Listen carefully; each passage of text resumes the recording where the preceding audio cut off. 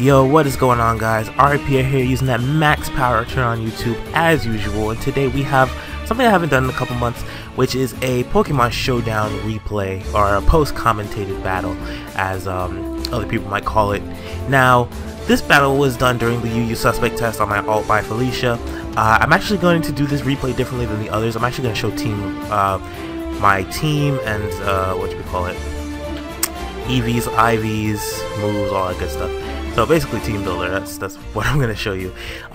So before I go do that, basically looking at my team, just by looking at it, you would think it was like some kind of bulky offense with a Scarf Rotom W for a Scarf Rotom H and perhaps a banded Heracross, but it's actually a lot more different than it seems. This team is actually built entirely off of speed boosting, except for oh well, yeah, I'll count it. I'll count Choice Scarfs as speed, and Gligar's really just there to set up rocks and to fog away hazards if necessary. So let's go ahead and go to the team builder, and I will show you the team, and then we'll go ahead and do that. Oh, this is different than what we're working on. Let's see, where is it? Where are you at? Damn, it's been a while. Okay, there we go, speed. Now, first up, we have Hydro the Empoleon, R.I.P. Hydro Master 1. Hydro the Empoleon with Petaya Berry, Torrent, Agility Substitute, Scald, and Ice Beam. Basically, anything that you take out anything that doesn't resist, anything that resists water and ice, or even some of the things that do resist it are still KO'd pretty easily, like regular Sharpedo and whatnot that are running around the tier will still get hit a lot by +1 Scald, and it's great. Anyways, so we have Agility Substitute, Scald, and Ice Beam. In fact, I think the non-+1 Scald. I'm not even sure what I'm saying anymore. Anyways, we'll get back to what I was saying. Agility Substitute, Scald, Ice Beam, basically sub Petaya Berry. Scald and Ice Beam has great coverage. The only thing that I really have to worry about is opposing water types, bulky opposing water types, and I think that's really about it. Hold on one second. I apologize, an unforeseen interruption came, but we're good now. Now, next up we have my Mega Ampharos, L'Oreal girl. Don't ask. Anyway, Ampharos Sight, Ability Mold Breaker, Thunderbolt, Dragon Pulse, Focus Blast, and Agility.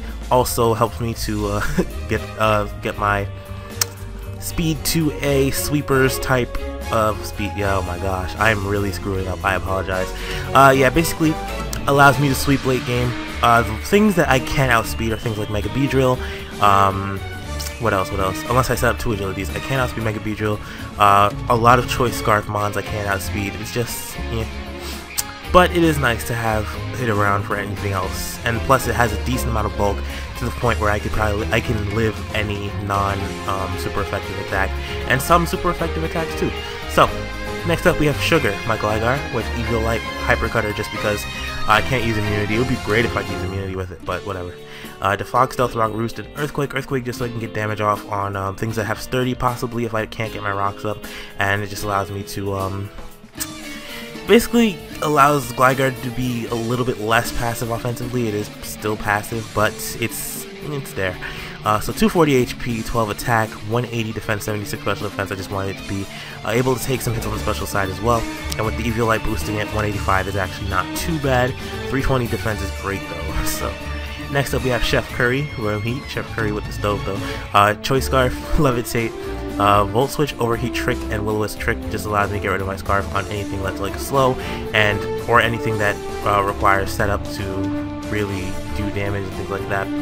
And also lock them into that setup if I'm able to trick them at the best possible time, and that's really nice. So I went for 208 speed instead of going for max speed because I just felt that I didn't need as much.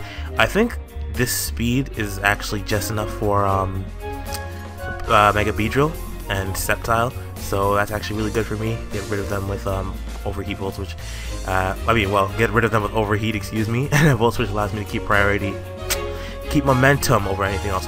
136 HP keeps me from being completely fragile, while 156 special attack keeps me from being completely useless offensively. And, well, it wouldn't have been useless anyway, but it allows me to hit a little bit harder. Next up for Alligator, Fresh Water with Life Orb, Sheer Force, Dragon Dance, Waterfall Crunch, and Ice Punch. You don't really need Aqua Jet when you're setting up a Dragon Dance. If I was using Swords Dance, I probably would have put Aqua Jet on this somewhere. But it does hit really hard. Waterfall, Crunch, and Ice Punch all being Sheer Force and Life Orb boosted, and just does a lot of damage, even at like +1. Or even before getting to +1, actually does a lot of damage. But being able to set up is great. And then last but not least, Heracross, Cross Me, the Choice Scarf, Moxie, Mega Horn, Close Combat, Stone Edge Knockoff, Standard, Jolly, 252, 252 set. So, out of all of these mons, I've got 2 Choice Scarf mons, 3 mons that can set up, that have speed type setup moves, for alligators being dual with attack and speed. And then there's just Gligar that's just chilling there as a little bit of support for my Stealth Rock, Defog, and keeping itself alive, as well as being a little bit of a good physical tank for me, being able to roost off most damage. So, now that you've done that, let's go back to the replay, and I will show you exactly what we're working with. So, my opponent is actually using a pretty cool team. So, I knew right off the bat I wasn't going to be able to Stealth Rock as I wanted to, as he does have the Espeon there. Magic Bounce is a thing. His Heracross, I wanted to figure out if it was either Toxic or Flame Orb, or Scarfed or Banded or whatever, and you'll see later on. Durant was actually really threatening before anything gets a chance to set up, but if I can have my Rotom H in, I don't know if I would live a Rock Slide, to be honest. If it's Scarfed, I think I could live a Rock Slide, but if not, I can't. So, oh well, it's Hustle boosted as well, so I really have no idea. But I feel like I could have done, it would have been nice. And then next up we have Swampert, which actually turns out to be Choice Banded, which is really interesting. But nevertheless, I ended up doing it. Next up we have Vaporeon. Actually, I think that was leftovers. This was a while ago. This was like a week ago. Oh no, no one do it. But yeah, next up we have Vaporeon, which is going to be troubling considering it does have a good amount of hit pulls. Well, most of them run physically defensive natures with max physical defense, and its special defense is already pretty decent, so.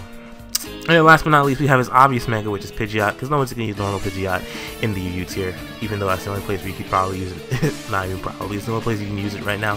Anyways, so, let's get into the battle. First up, he's going to lead off, this is normal. He's going to lead off with his Swampert here, and I'm going to, well, I'm on the other side, by the way, in case you didn't know. So I'm going to lead off with this, go straight for Trick. I'm going to get his leftovers. Okay, his leftovers not banded. I should have known because he has Scald.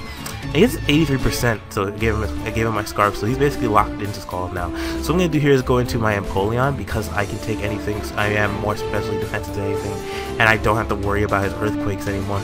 So I'm actually going to go ahead and set up a substitute here, just in case his Espeon is unable to break it with anything. But he does turn out to be, I think he was Specs, I'm not sure. Considering, yeah, there's no item there. He was definitely a Specs Empoleon, and that's actually just 35%. That's really great. So Scald is going to take out Espeon in 2 hits, though. That crit did not matter one bit. And he's going to go ahead and go into Pidgeot here. Now, there was no point in me trying to switch out, because I could have gone Ampharos, and I might have actually been able to sweep from there, but there really was no point. So I'm going to go ahead and go into my Ampharos here now, and Mega Evolve on his, or actually no, I pull a double into Rotom Heat, because I want to Will-O-Wisp something. Excuse me for just 1 second. I apologize, I was getting really ahead of myself, so I wasn't remembering very well anyways. So I go to Chef Curry here just to get Will-O-Wisp on anything so I could burn it and get some passive damage. So that's going to be the end of Chef Curry there, but I am fine right now. So I'm going to go into Freshwater my Feraligatr here, and I'm going to Dragon Dance on him, and I definitely deserve the burn from this Scald, because I just decided to set up in his face.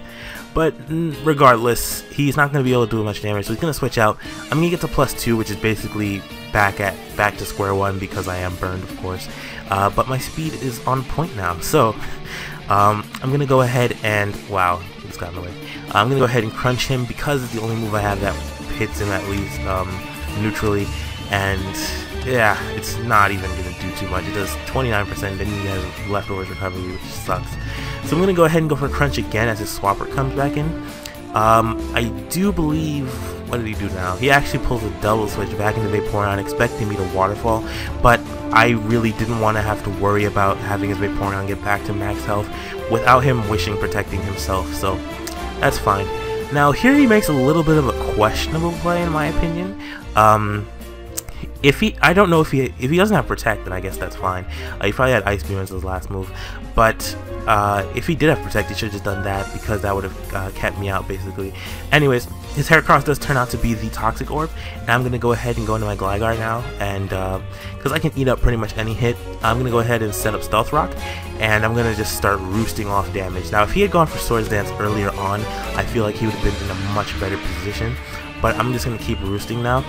He's going to go ahead and set up one Swords Dance here, and it's still not going to be able to take me out from max, as I'm just going to roost up again. Sugar, just being the tank that it is going to eat up the next facade, although not incredibly well. So he's going to take more poison damage, and he literally has to set up again, which sucks for him, but it's great for me, because now I just roost up, and now I just sacrifice my Gligar, as at +4 I'm not going to live against the facade from a poisoned Heracross, but he's not going to live because he was poisoned by his Toxic Orb. So it leaves me with Ampharos and Heracross, and having his Heracross gone is actually very, very key, because that does allow I don't know, I was thinking about something else. I was thinking about the fact that at +4 that Heracross could have done quite a bit of damage to me, but I did have my own Heracross to do damage to it in case, and the Toxic would have taken him out. Anyways, I'm gonna go ahead and agility up here, as there really isn't anything he could do to me. If he had Protect, that would have been great, because he would have been able to wish himself back up, but nevertheless, as that happens. So I'm just gonna sweep the rest of his team with L'Oreal Girl. I don't know if this Scarfed Hustle Durant's X's would have KO'd me, but it would have done a good amount of damage. But he really, it just goes down. So yeah, that's gonna be the end of the battle. Like, L'Oreal Girl, the Mega Ampharos, comes through and takes care of the business. I was about to say that. She takes care of business, and yeah, just swept the rest of that team. I really enjoy using this team. It's a lot of fun. It's not really the best team in the world, but it is a good amount of fun, and I enjoy it. Didn't even get to send out Heracross though, but nevertheless, I saw the opportunity and I took it, and Ampharos is the god of all things. So that's my definition. That's how I define GOAT, GOAT. But whatever. Nah, greatest of all time. Whatever. Anyways, sorry, you have to hear me ramble for a second. But that is going to be it for me today, guys. I'm going to try to upload every day this week, but I don't know if I'm going to get the opportunity to. Possibly. I'm definitely going to have at least four uploads, but I guess I'll see what I can do later on. Until we meet again, alright, peace out, and I'll catch you guys later. If you liked the video, please make sure you hit up with a like, and if you're that type of talkative person, please comment below with your paragraphs on how awesome I am. No, stop. But if you have something to say, please say it. Don't keep it to yourself. And have a wonderful day. Bye. Oh, and if you're new, subscribe. And then tell all your friends to subscribe too.